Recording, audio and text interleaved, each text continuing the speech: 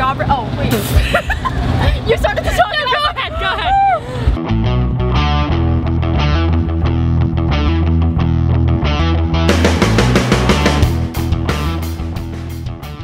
Hi, I'm Atheena with BehindTheMusicMedia.com, and I'm here with...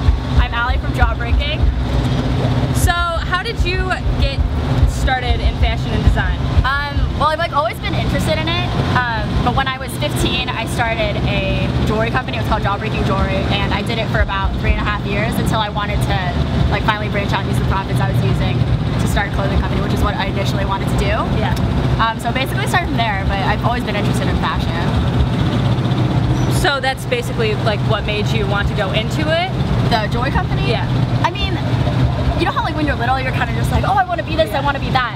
Fashion designer was always up there with doctor. I don't know why, but you know, it was always my number one because I just really like dressing up, and I'm always I just love fashion. I like to dress up everywhere I go. Why did you choose to incorporate music into your company? Because, okay, my number two, if I could make them both number one, it'd be music is my number one thing in life, and then so is fashion. So I just wanted to be able to combine the two and make it into something that I love. Kill two birds with one stone. Exactly, I killed two birds with one stone with my clothing company. So where do you get your inspiration for your designs? A lot of it comes from music, and then a lot of it is just life experiences. Our Band Boys Equal Trouble shirt was, it was life, but also music, and I mean, it's the truth, Band Boys Equal Trouble.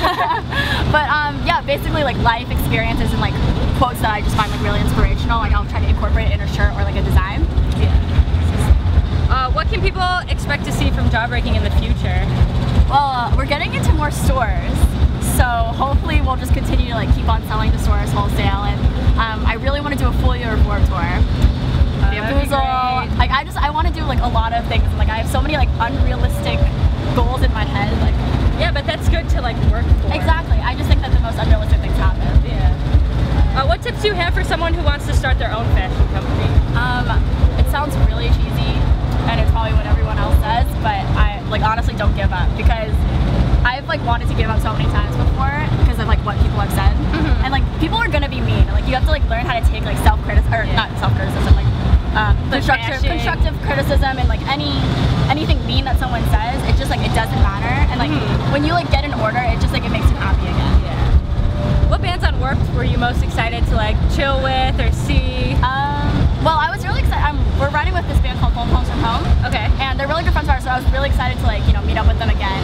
So there's them, and Yellow Card is one of my favorite bands in the whole entire world, and Taking Back Sunday, it's my 14-year-old dream. Newfound Glory. I'm excited to see all the old bands that I listened to when I was younger. They're just amazing.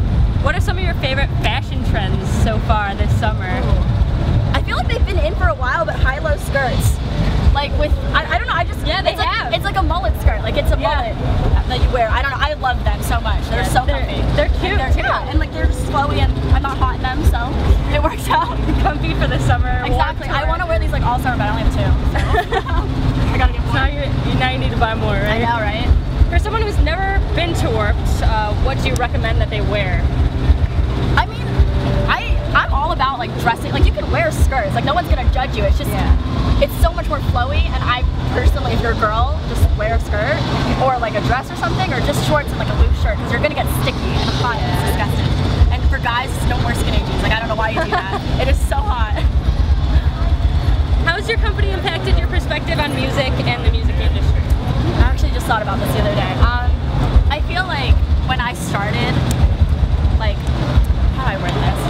Basically, it just made me realize how much more I loved music when I started it, and I was just I keep on having these epiphanies kind of, that I'm oh my god, I love music so much, I'm so glad I do this. And if I didn't get into the music that I did, I feel I wouldn't have this company. Because when I started listening to Taking Back Sunday and all this stuff, when I tried to be my stepbrother or stepsister, because I don't know, I was a poser when I was little, but I was just I feel if I didn't listen to it, I wouldn't have a company, because that's what inspires almost everything.